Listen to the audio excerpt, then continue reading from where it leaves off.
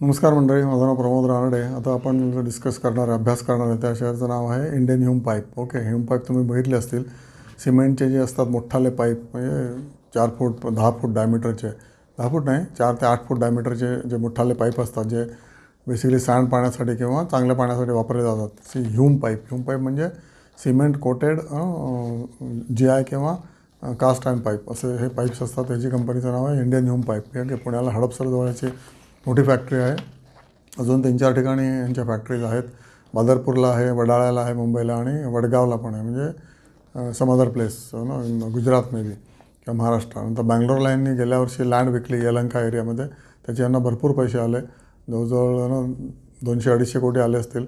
त्याच्यामुळे हा शेअर प्रचंड तेव्हा वरती गेला, पण आता परत निग्लेक्ट झालेला आहे. शेअर निग्लेक्ट झाला म्हणजे काय, परत 367 रुपयाला वगैरे आला असेल, आणि पीक होता 557 रुपये. ओके, रिलायबल कंपनी आहे, कंपनीचा DNA उत्तम आहे. परपेच्युअली ऑर्डर्स येतात जाणार, कारण इन्फ्रास्ट्रक्चरमध्ये खोदाखोदी आणि पाडापाडी आणि आतमध्ये पाईप टाकणं हे तर भारतामध्ये नित्याची बाब झालेली आहे. 1 वर्षाचा ह्याचा PBT 15% आणि वाढलेला आहे, आणि शेअर मात्र 16% पडलेला आहे. ओके, ऑपरेटिंग कॅश फ्लोचा 204 कोटी, गेल्या वर्षी 213 कोटी होता. कंपनीला मात्र लोन आहे 458 करोड, पण गेल्या वर्षीपेक्षा कमी झाले लोन. ओके, गेल्या वेळेला 511 कोटी लोन होतं, आणि इंटरेस्टच दरवर्षी याचं 60 कोटी जात आहे. 19 फॅक्टरीज आहेत इंडियामध्ये, ऑल ओव्हर इंडियामध्ये. फेस व्हॅल्यू 2 आहे, त्यामुळे याचं पुढे स्प्लिट वगैरे होऊ शकतो. फेस व्हॅल्यू 1मध्ये सगळ्यात उत्तम गोष्ट म्हणजे त्याचं इक्विटी फक्त 11 कोटी आहे. ओके, आणि रिझर्व्ह, त्या इक्विटीला रिझर्व्ह आहे 1366 कोटी, त्यामुळे रिझर्व्ह प्रचंड आहेत. P/22 आहे 22.6. ओके, आणि ROC आहे 111.9, आणि ROE आहे 9.2%. आणि हा शेअर सारखा हलत असतो, त्यामुळे हलणारे शेअर्स पसंत करतो मी, कारण बेसिकली दरवर्षी तुम्हाला ह्याच्यातनं बाहेर पडता येतं आणि परत एंट्री पण मारता येते. ओके, सरळ स्टीपवरती जाणारा शेअर नाही आहे, डान्सिंग शेअर आहे, पण उत्तम डान्स करतो.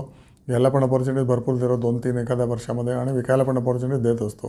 प्रमोटरकडे 72% स्टेक आहे, FIकडे 1% आहे, DIकडे 2% आहे, आणि पब्लिककडे 25%. पब्लिक का घेतं, कारण याच्यामध्ये दरवर्षी तुम्हाला प्रॉफिटेबिलिटी मिळू शकते, प्रॉफिट तुम्ही घेऊ शकता आणि परत एंट्री मारू शकता. असं पब्लिककडे जे जास्त शेअर्स असतात ना, 25% त्याच्याहून जास्त, obviously public is very smart, they want to earn profit every year. त्याच्यामुळे असं शेअर ते घेतात की जे डान्स करतात. ओके, अप डाऊन सापशिडी एका वर्षात 3-4दा ते खेळत असतात.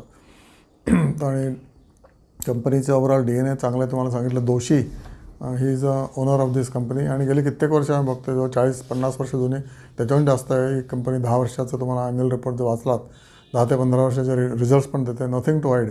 त्यामुळे उत्तम DNAची कंपनी आहे. तुमच्या टेक्निकल एक्सपर्टला विचारा, आणि योग्य भावामध्ये तुम्ही